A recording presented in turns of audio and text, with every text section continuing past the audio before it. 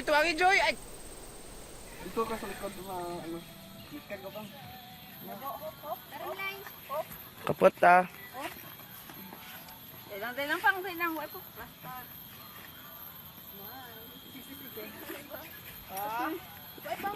Hindi magsandig, King. Tao. Ang tigal-lebak Sultan Kudarat na si Jonel handa raw tawirin ang ilog at pasanin ang bigat ng mundo para sa kanyang misis na si Roselyn na may stage 4 ovarian cancer.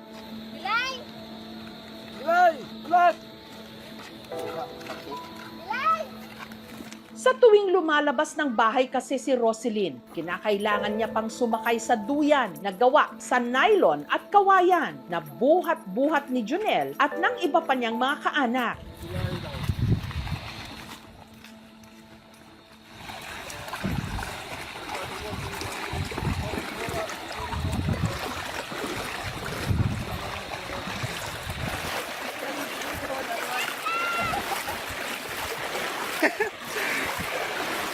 Nadusmo, no? Basa lagi apon.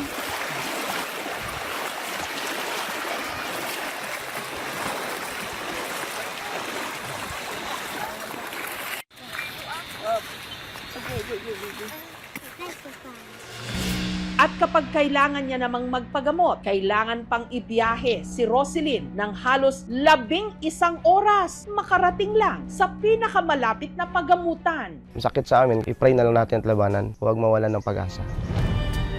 Ito ang realidad na dinaranas ng ilan nating mga kababayan na naghahangad lang naman ng disenteng serbisyong medikal pero nakatira sa mga liblib na lugar. Mahirap kapag magpadala ka sa sakit. Then, kailangan mo talagang lakasan ng loob. Hindi ko talaga alam hanggang kailan lang talaga itong buhay ko.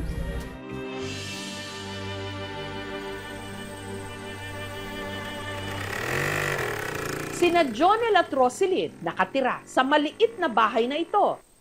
Gagawa ako ng daw ng miracle tree. Ito nilaga ko, ma'am, para yung makaihi siya ng ma'am. Maayos yung pag-ihi niya, ma'am.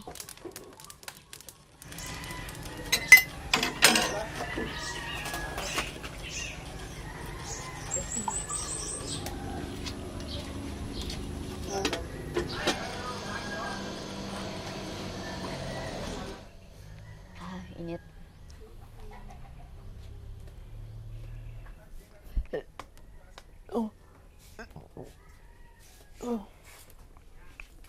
Nagaganyan yan siya, ma'am. Basta ano.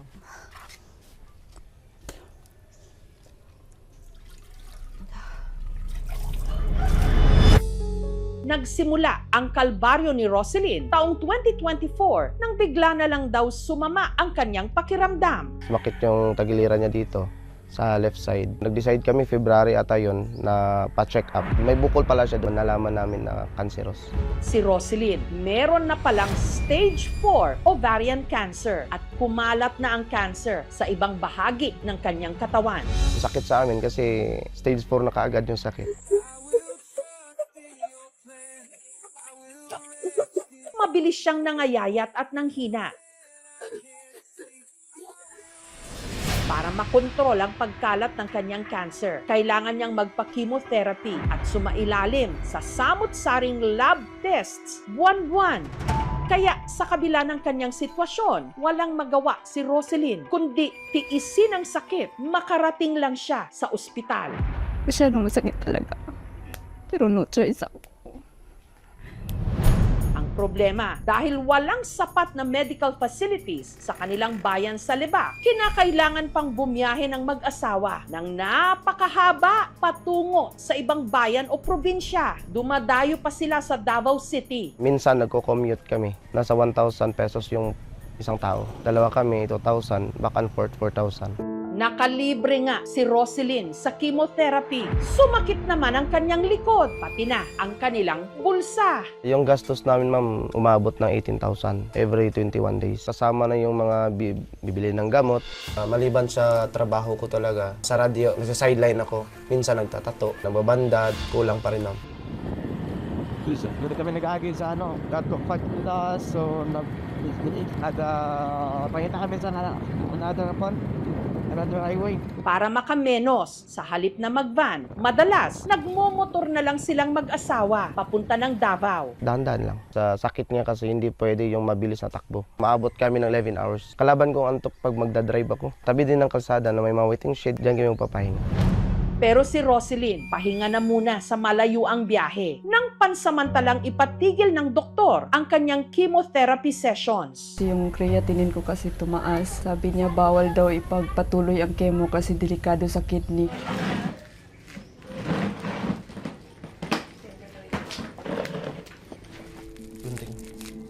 Ngunit hindi pa rin daw siya tuluyang makakahinga ng maluwag. Kailangan pa rin kasi niyang magpa-lab test kada buwan mula blood chemistry, ultrasound, pati na CT scan. Every 2 days nagpapalit ako ng colostomy, iwasan yung pag-irritate.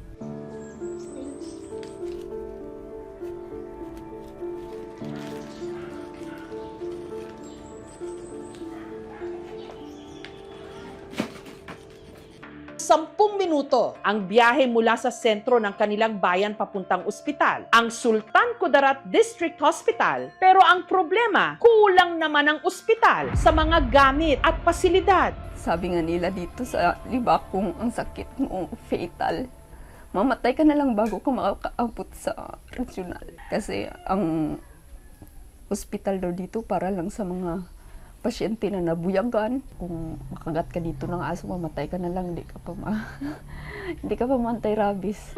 Yung aming lugar po is one of the coastal area po ng Libak.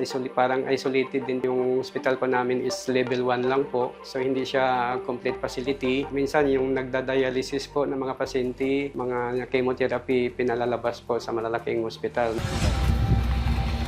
Ang pinakamalapit na pwedeng puntahan ni Roselyn para sa kanyang test, mga pribadong klinik. Yun nga lang, hindi nila kaya ang bayad. Yan lang po sa sentro, ginagamit yung ID ko na PWD. 600, ganyan. Pero kapag pati electrolytes, umabot sa 2K.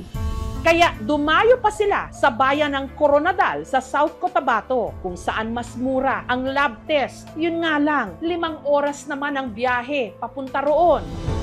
Yung bukol ko kasi parang hindi nakikinig sa chemo. Yung katawan ko surrender na. Nagsusurrender na. Pero yung chemo ko hindi.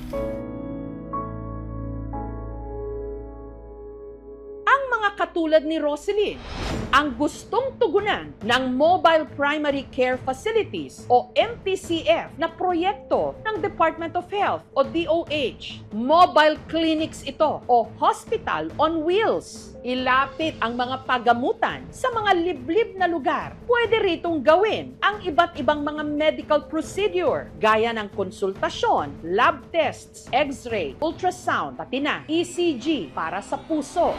Sa pamamagitan ng mga mobile clinic at sa tulong ng lokal na pamahalaan, inaasahan natin na mapapalapit ang serbisyong medikal sa mga lugar na matagal nang nangangailangan ng higit na atensyon. Ang mobile clinics, bahagi ng Universal Healthcare ng 2019 sa ilalim ni dating Pangulong Rodrigo Duterte. Na ipamahagi ang mga mobile clinic sa ilalim ni Pangulong Bongbong Marcos noong 2024. Ang inilaang pondo para sa 83 na mobile clinics, 830 million pesos o 10 million pesos kada unit o mobile clinic. Ang isa sa mga mobile clinic ibinigay sa Sultan Kudarat, ang probinsya ni Roselyn. Nakapwesto ito ngayon sa kanilang kapitolyo. Itong mobile primary care facility po, galing po ito sa Department of Health. Pero po, binigay ito sa province ng Sultan Kudarat. But its operations po ay under po sa Sultan Kudarat Provincial Hospital and sa mobile hospital po ng Sultan Kudarat. Ito po yung mga equipments na nandito pa sa loob. Madilim lang po kasi kailangan ipaandar po yung generator bago po magkaroon ng ilaw dito sa loob. Ito po yung x-ray na kailangan po ng generator para po gumana. Ito po yung ECG, ultrasound. Itong bus natin ay functional po ito. No? Ginagamit po natin to dahil sumasama po ito sa ating mobile hospital. Pag chemotherapy naman, ma'am, hindi pa provider kasi for yun, mga tertiary na po siya ng mga centers. care. Pero kung mga primary care lang, yung mga basic lang po, nandyan po sa ating primary care facilities. May mga scheduling din po si mobile hospital. Doon lang po kami sumasama po. Pero ang pagpunta natin doon, community po ang target natin. Kasi more nga tayo sa prevention, screening, management of mga chronic diseases. Depende po kasi sa needs ng community po. Meron kasi tayo mobile hospital, nag-iikot po ito sa buong probinsya ng Sultan Kudarat. In-augment po ni mobile primary care facility po ang mga services na binibigay po ni mobile hospital. Ang ino-workout, ma-improve din po yung health services dito para hindi na po lalabas yung patients pupunta sa ibang probinsya.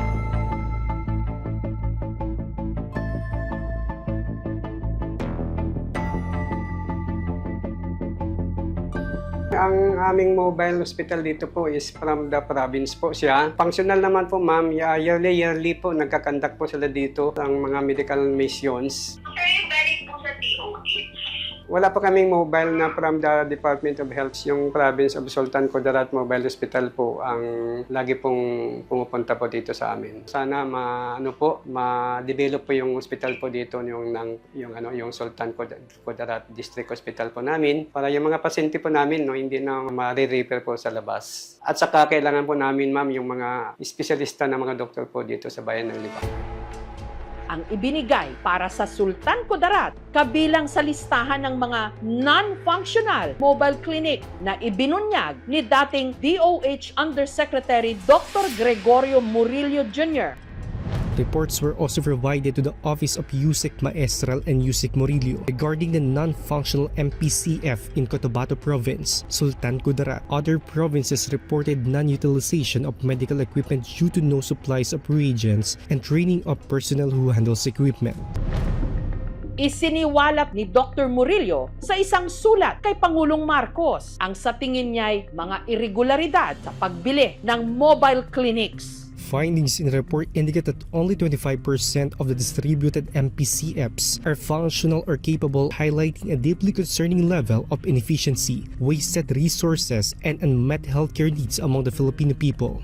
Meron di umanong pinaburang supplier. The Office of Undersecretary Murillo received an endorsed market study intends to modify the already submitted TOR by tailor-fitted lock specification.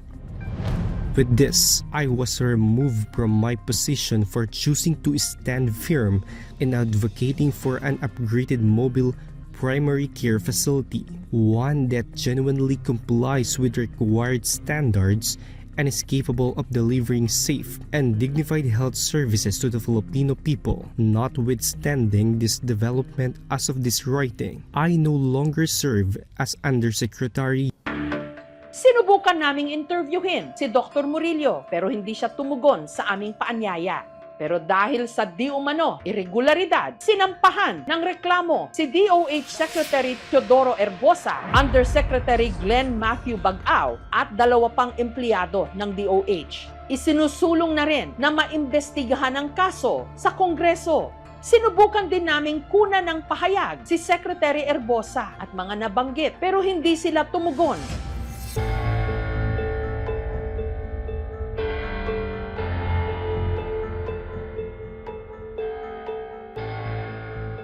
We can't authenticate this document and more so comment on it, as it is on its face not marked as from DOH.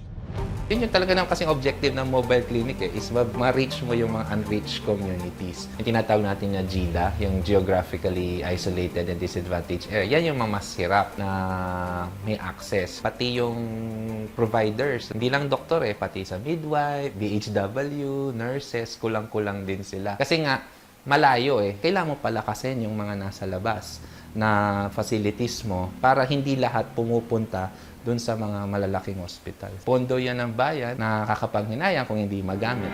Ang nararanasan ni Roselyn at ni Junel sa Sultan Kudarat kapareho ng mga tigabayan ng Sagnay sa Camarines Sur. Katulad ng ama ni Rainiel na si George, may sakit sa bato, atay, puso at baga. Kaka-discharge lang ni George sa ospital nitong nakaraang linggo. Mahigit 2 taon na po din kaming pabalik-balik sa ospital. Mahirap din po pag nagbibiyahe po kami, yung tiyan po ni Papa naaalog po. Sumasakit. Ang pinakamalapit pong hospital dito sa amin, dun po sa sentro sa Sangay. Kung pupuntahan pa po namin, siguro oras po. Sobra po talagang hirap. Kahit hating gabi umuulan o ano pa man, dinadala ko ng anak ko sa ospital para po usukan lamang. Umiiyak na lang ho. Sabi ko nga po kunin na lang ako ni Lord para hindi na mahirapan. Bibigyan pa rin ako ng pagkakataon para dugtungan ang buhay kasi nilalabanan ko talaga ang sakit. Hindi ko siya uurungan hanggat kaya kong labanan siya. Pero muli raw itong nahirapang huminga. Pero dahil kapos sila sa pera at hindi nila kayang isugod pa uli siya sa pinakamalapit na ospital, napilitan silang pumara-paraan na lang. Gamit ang lumang balde na binutasan sa ilalim, kalendaryo at bote na nagsisilbing connector, ginawan ni Nariniel ang kanilang ama ng improvised oxygen tank. Para may hangin na maihinga ang pasyente, itinapat nila ito sa electric fan. Nakatulong din. Okay na po ako. Naisipan na lang pong gano'n na lang po yung gawin kasi walang-wala na po talaga. Ang inaasahan na lang po namin, doon na lang po sa trabaho po namin ni Tito, sa furniture po, kinakapos pa rin po. Nakahilata lang talaga dyan sa higaan, nakatutok ang clip fan. Yan na lang nagsisilbi sa akin na oxygen. Yun na talaga ang pumasok sa isip ko, ma'am, na gano'n na lang ang gawin ko para madugtungan yung kunting hininga ko. Ayon sa pamunuan ng Provincial Health Office, meron naman daw silang mga rumorondang mobile clinic. Kasama nito ng van na to is yung generator na nagpapandar sa kanya. Mas na-utilize sa mga malalayong lugar na mahihina yung kurente.